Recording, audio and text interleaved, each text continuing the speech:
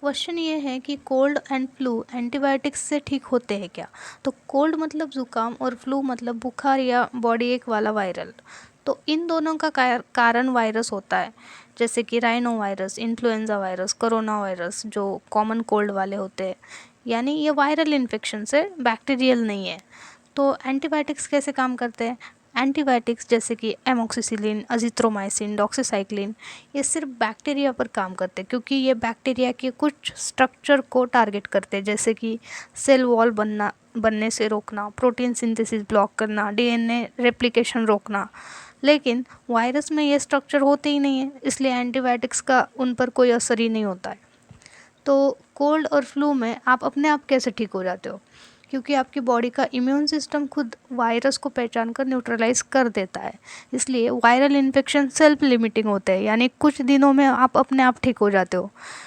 जो दवाइयाँ इसमें दी जाती है, जैसे कि पैरासीटामोल, एंटीहिस्टामाइन या नेजल डिकॉन्जेसेंट, ये बस सिम्टम्स को आराम देती है, इन्फेक्शन को नहीं मारती। तो एंटीबायोटिक्स कब दी जाती है।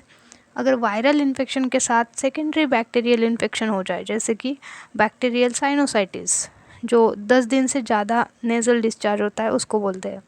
ईयर इन्फेक्शन मतलब otitis media, bacterial pneumonia, throat infection मतलब स्टेप थ्रोट, तब डॉक्टर एंटीबायोटिक्स प्रिस्क्राइब करते हैं, वरना ज़रूरत नहीं होती है। तो एंटीबायोटिक्स बिना ज़रूरत के लेने से क्या नुकसान होते हैं।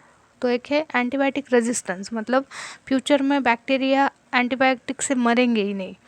या गट माइक्रोबायोम डिस्टर्ब हो जाता है, मतलब पेट की समस्या जैसे कि डायरिया हो जाता है। या एलर्जिक रिएक्शंस या टॉक्सिसिटी हो जाती है आपको, जैसे कि रैशेस, लिवर लोड, ऐसे।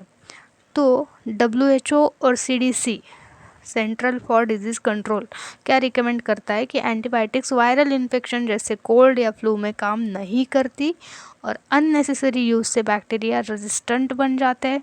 इसलिए डॉक्टर की सलाह के बिना एंटीबायोटिक्स नहीं लेनी चाहिए।